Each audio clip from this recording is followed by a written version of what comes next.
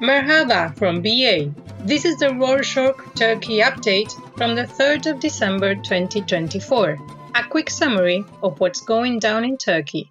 On Saturday, the 30th of November, Hakan Fidan, Turkey's foreign minister, spoke with Iraq's deputy prime minister and foreign minister to discuss the escalating clashes in Syria. The violence raised security concerns for Turkey and other surrounding countries, with radical Islamist groups seizing the Syrian city of Khan Sheikhoun and central Aleppo, gaining control of the Idlib province in 3 days. On Monday, the 2nd of December, Fidan addressed the issue linked the renewed conflict to unresolved issues spanning 13 years and called for Syria's government to reconcile with its people and opposition. Fidan also talked about reviving the Astana peace process, a platform where Turkey, Russia, and Iran coordinate efforts to stabilize Syria. On Sunday, the 1st of December, Mehmet Uchum, President Erdogan's senior advisor, discussed the possibility of Erdogan running for a third term. Uchum explained that according to the constitution, a president can run against if the parliament decides to call for an election before the president's term ends. He stated that this, quote, exceptional candidacy, unquote, is available to any president who has served 2 terms, not just Erdogan, calling people out for criticizing his possible candidacy as unlawful. He also suggested that some are afraid of competing against Erdogan, which he argued is the real reason behind opposition criticism. However, the opposition has been calling for an early election this whole year, acting fairly certain they win against Erdogan this time. On that note about presidential candidates, speculation has already started both within and without the main opposition, the Republican People's Party, or CHP, with 2 names standing out: Ekrem İmamoğlu, the mayor of Istanbul, and Mansur Yavaş, the mayor of Ankara. People are discussing who'd be better candidate and who's likely to run for president. However, Yavaş recently spoke out about the candidacy debate, stating that such discussions are damaging the party, likely because they divided when no one has even announced their candidacy yet.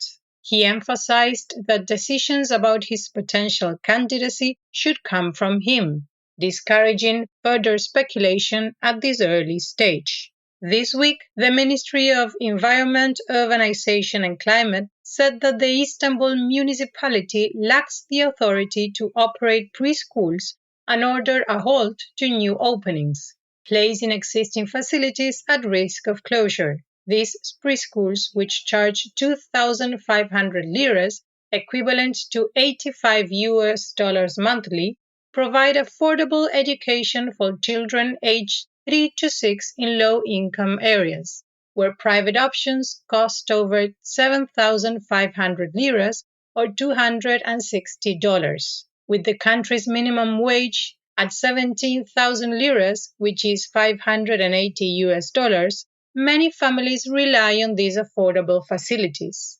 Parents talk about working families, saying closures would force them to stop working due to a lack of alternatives. The government's move was called into question, saying it likely targets the opposition-run municipality in an effort to curb its services and reduce voter support, rather than addressing genuine concerns over preschool operations. On Thursday, the 28th, during the ongoing budget discussion at the Parliamentary Planning and Budget Committee, Inanna Gun Alp, a CHP MP, presented a list of foreign crime syndicate leaders who have reportedly settled in Turkey. Alp said that Turkey has become a hub for criminal organizations, with many individuals obtaining Turkish citizenship through the government's property acquisition program, where foreigners can get citizenship by investing. He named several crime figures, including Eric Schroeder, who is wanted by Germany. Alp also linked the sale luxury properties in Istanbul to drug lords, alleging that contractors linked to the ruling Justice and Development Party profited by selling them at inflated prices. He further accused Istanbul's courts of releasing drug barons in exchange for bribes. In more news on illegal activities, on Thursday the 28th, reports emerged about counterfeit in US dollars circulating in Turkey, causing problems for exporters. Fake $50 and $100 bills are reportedly slipping through ATMs and money counting machines, leading banks to exchange offices to reject US dollars. The vice president of the Organic Clothing Manufacturers Association warned that exporters relied on foreign currency payments and explained that without the ability to exchange currency, exporters risk failing to pay salaries and damaging their creditworthiness.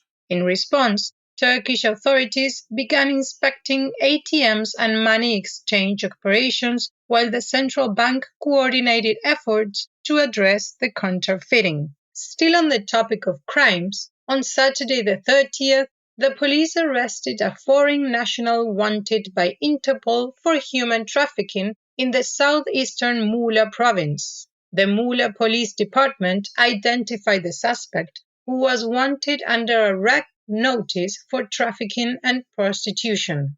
The Anti-Smuggling and Organized Crime Unit and the Intelligence Unit apprehended the subject in a joint operation. After processing at the police station, the police handed the suspect to the Migration Management's Removal Center. On the same day, the death toll from bootleg alcohol poisoning in Istanbul rose to 7, with 15 people affected over the last 5 days. 8 individuals remain in intensive care. Turkish authorities detained 13 suspects linked to the production and sale of counterfeit alcohol.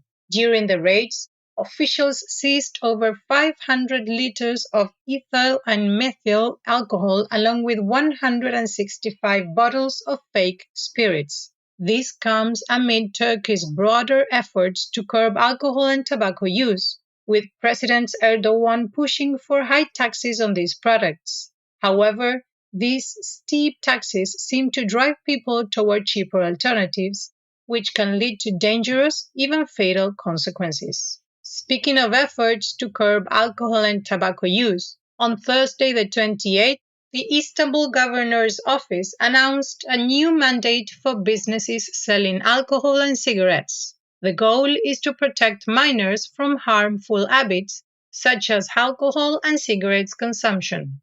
These businesses, including liquor stores and markets, must install facial recognition and night vision cameras to monitor sales areas, entry and exit points, and parking lots. The cameras must operate 24/7, have sufficient resolution, and store footage for at least 30 days with date and timestamps. Businesses that fail to comply by the end of the year will face fines. Next up, on Monday the 1st, the T24 news outlet reported that the Konya Regional Administrative Court overturned Niğde Province decision, clearing the way for an investigation into the Niğde Municipality Veterinary Affairs Director over the death of dogs at the municipality's temporary shelter. The controversy began in August when a video showing euthanized dogs being buried at the shelter went viral,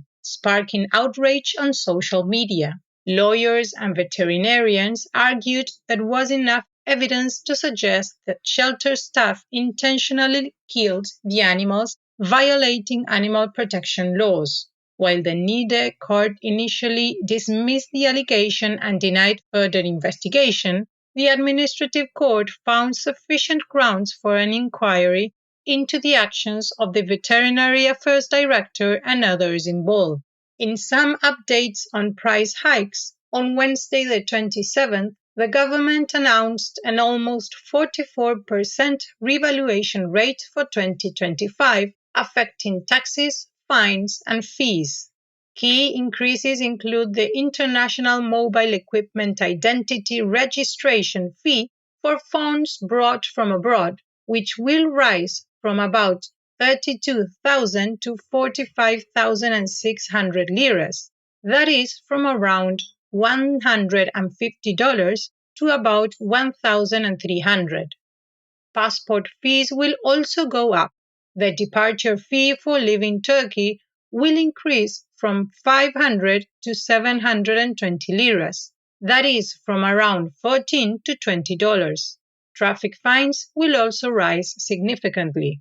And for our last story, the Ministry of Agriculture and Forestry updated the Food Labeling and Consumer Information Regulation Guide to ensure accurate food labeling and prevent misleading statements. The new rules prohibit using animal-based terms or visual on vegan and vegetarian products.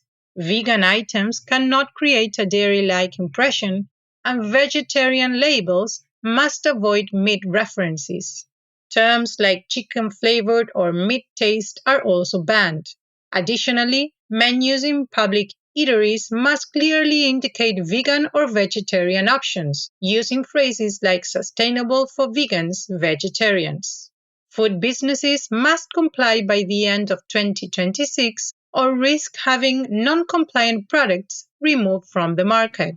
And that's it for this week. Thank you for joining us. Do you know that besides the Rorshok Turkey update, we also do others? Our latest ones are the Arctic update, about the area north of the Arctic Circle, the Ocean update, about the 70% of the world covered in salt water, and the Multilateral update about the world's major multilateral institution. The other ones are all country updates. We have a selection of countries from Africa, Asia, South America, and Europe. Check rorshok.com/updates for the full list. The link is in the show notes. Osha Kalin!